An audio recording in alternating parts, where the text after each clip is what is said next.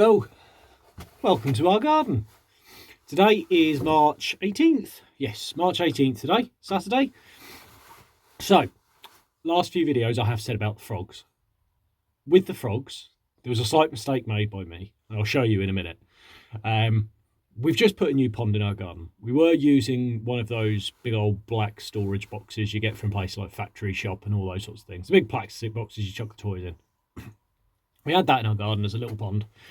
Frogs came to it, brilliant, but no frog spawn. We took frog spawn from our neighbour's pond, with permission obviously, and we grew them on in a fish tank outside, and it was lovely, really, really lovely. Kids got to see them grow, see all the parts, like how the tadpoles actually form their lungs, they pull their gills in, and all these little froglets jumping around still with a bit of tail. My little boy, he's 6, coming on 7 now. He absolutely adored holding the little thing, so did my daughters. So we're doing it again this year, but this year we have our own pond. Now, the mistake I made, I didn't think they'd lay in our pond this year. I thought it's first year, I'm not going to be too settled with it. There's not really that much plant life in it yet. I've just chucked a couple of bits in there, a lily, some grass, and I can't remember what they call it. Is it hornwort? I don't know. There's stuff you find in aquariums as well. The green stuff that just keeps on growing and becomes prolific, but if you need to start off with it costs a bloody fortune to buy a single strand. That stuff.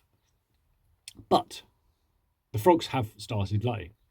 Now, the frog spawn I intended on using for this coming series, I put into it way too early, and unfortunately the water hadn't settled very well. It got very sandy, and I've been a bit despondent, thinking I have made a terrible mistake.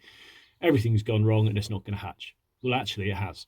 Yesterday it started hatching, so we now have little tadlets, sort of, I say swimming, they don't really swim, they can't swim very well at all, but bobbing around and wiggling about, eating all the jelly now. So today I've got the aquarium out. I'm currently draining it, give it a good clean. I will be getting the frog spawn out. We have some fresh frog spawn that was laid at some point between last night and now, so it is nice and fresh, so I can date stamp its time. And yeah, come along and enjoy the journey. Let's go to the pond, shall we? Alright, so here's our messy little pond at the moment. Now, we have frog spawn here, which was collected from our next door neighbour, because they've got a much larger pond than us.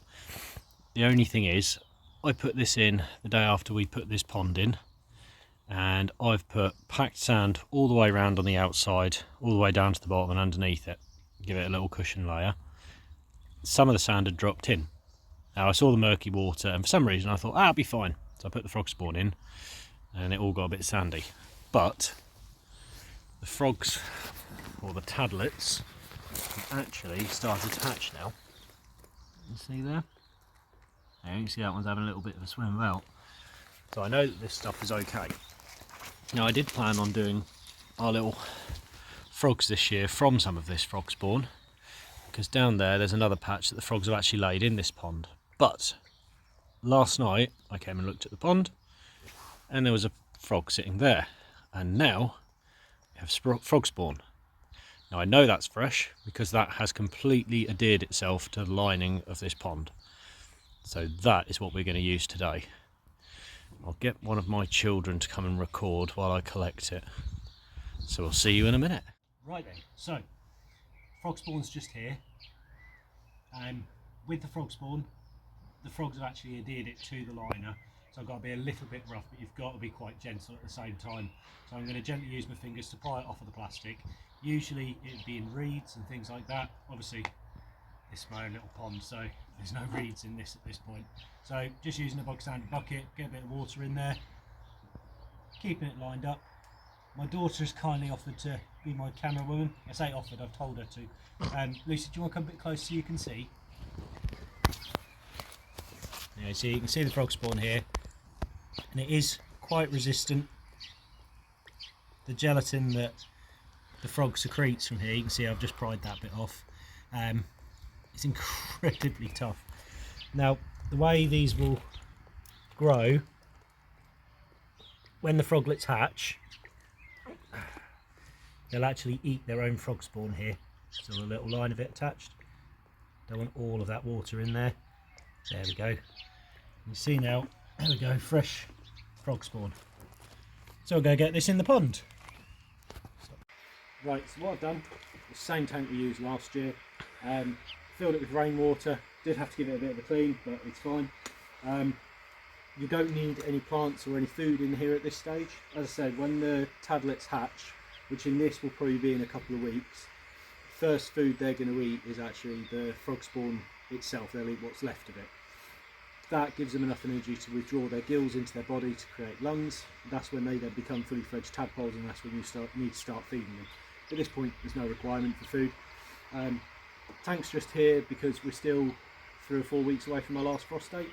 I've got power in the shed behind, so if I do think it's going to get cold, because this gets quite heavy, I can actually just put in a little pond heater in here just for a couple of nights, just to keep it above freezing, and that'll be absolutely fine. The frogs don't need extra heat, they're used to growing outside in the pond anyway, so I don't need to do it for that. Now, the way frog spawn is, go a bit closer, Lily.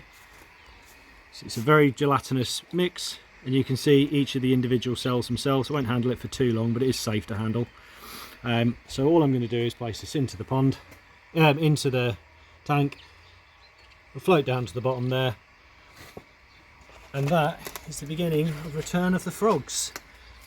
Now I'll do updates on this regularly as it starts to change. You'll start to notice in the next couple of days only, you'll start to notice the actual little black dots, the cells in the centre will start to split, and yeah, we'll end up with some lovely tadpoles and froglets in here as well.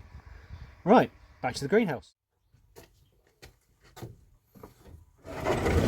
Right then, and that's them all done and dusted. So we now have our frog spawn. It is sat in our pond. We know that it was, well, we're going to say it was laid on the 18th, but it could have been yesterday, so the 17th. So let's just say today. Laid on the 18th. We'll do some updates as they progress. I'm not going to say every week or every 2 weeks or anything like that, because the likelihood is it might be a few days until I do the next one when the cells start splitting, and then it might be a couple of weeks until I do another one when we've actually got, you can see proper formed tadlets inside the eggs. But we'll keep this little one going. Tell me what you think of it. It's a bit of a difference. Ultimately, it still goes to helping us grow our own food. Frogs are excellent at dampening down the impact of slugs and snails. The tadpoles themselves, we're going to have several thousand of them, but we've got a beautiful little blackbird community here, and they love coming to the garden. And obviously, 5,000 to 10,000 tadpoles, I think it's okay if the birds eat a few of them, but that'll do them well. We've got several bird boxes in the garden, so you never know, with a nice supply of protein like that, may even attract some of the birds into our garden, into the nest boxes, because the last 2 years, my little boy's 6, about to turn 7, he's autistic, he's very loud. The birds come to feed, but they don't come to stay. So you never know, this may help push them into the garden, which will be absolutely lovely to see. But yeah, so that's everything for today. Please do leave a comment if you do enjoy this sort of content and a little bit of a change. Let us know any ideas or any things that you want to see to be able to do this yourself, because it really is dead easy. You can bring the tanks inside. I keep it outside because I've already got a tank inside full of fish. I don't want loads more. We had 3 at one point. Don't want any more fish tanks in the house. So this stays outside, but you can do this inside. There was a chap who used to do this, I think he was in the UK, Frog Watch, I think was what he called it. And that's kind of where I got the idea of doing it as well. It is a fantastic little thing to do. As I say, we've done it successfully the last couple of years, and this year we're going to share it with everybody. But yeah, so that's everything from me. I hope you have a fantastic weekend. Please don't forget, like and subscribe. And we'll see you on the next one. Bye-bye.